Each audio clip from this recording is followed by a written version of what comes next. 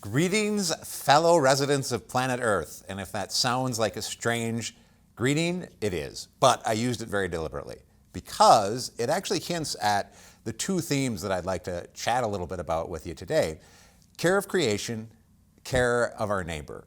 And these are very timely themes, to be sure, because as of this recording, we just wrapped up something called the Season of Creation. That's an ecumenical initiative that has been going on for the past few years. It starts September 1st. It runs until October 4th.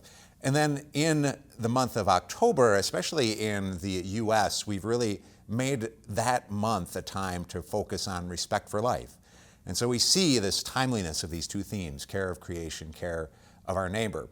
At the same time as them being timely themes, I also have to acknowledge a debt of gratitude to one of the staff members at St. John's, Mary Vlasny, who very astutely pointed out that even of their very nature, these two themes, these two topics very much go together. They're intrinsically linked. So thanks, Mary, for that insight. To be sure, we ourselves are part of God's creation. So if we're going to care for creation in a global and a comprehensive sense, we also have to care for each other. And also then, by caring for creation, we provide an environment. We make sure that there are resources, that there are those tools and those elements that are available for a fruitful living of the human existence, a fruitful living of life. And so, in a sense, they're very much intrinsically linked. They're mutually implicative. To be procreation is to be pro-life. To be pro-life is to be procreation. And so they very much go together. It might seem a little bit odd, in fact, that we set aside times of the year to reflect on themes such as this, because certainly they're very perennial. They're of constant significance and importance. It's not as if we're only going to care for creation during the month of September or only be pro-life during the month of October. And yet, at the same time, it's one of the truisms of human existence that things that are of constant importance can sometimes get overlooked. They just get lost in the hustle and bustle of daily life and having to attend to immediate needs. And so that's the reason why we take these months, these seasons, these times of the year to really focus in on such important topics. It's not entirely unlike what the church does with the liturgical year. Certainly, let's say, the mystery of the resurrection is something that should inform each and every day of our lives. Well, if that's the case, then why do we have Easter? Well, because the church, knowing that we might just get lost in the shuffle of everyday life, says, let's take this day. Let's take a particular day to really zero in and deepen our appreciation of the mystery of the resurrection. And then the church says, let's take another 49 days after that to continue during the season of Easter to really savor that mystery, which then, of course, overflows in the context of the entire year. Obviously, we're not celebrating the resurrection only during the Easter season.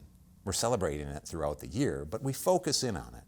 So too, we're always called to be stewards of creation. We're always called to love our neighbor, but we focus in on it, on those themes during these particular times.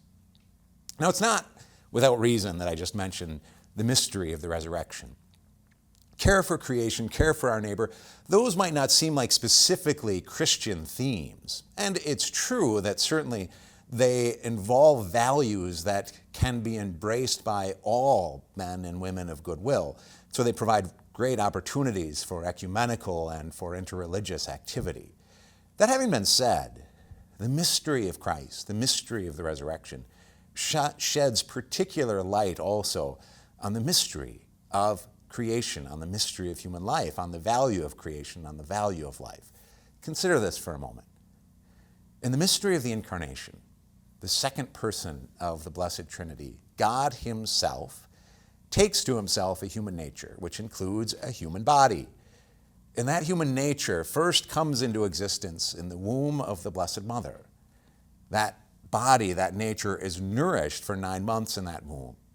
And then, as he grows and matures, that body is fed and developed thanks to food taken from this earth.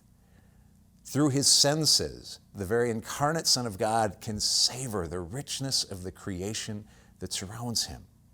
And it's that very body that then emerges from the tomb, that body that has been fed and sustained by creation. And it's that body that this very moment, as you're watching this video, sits at the right hand of the Father. If creation has played such a role in bringing the human nature of the Son of God to the right hand of the Father, then what care and attentiveness ought we to have for it?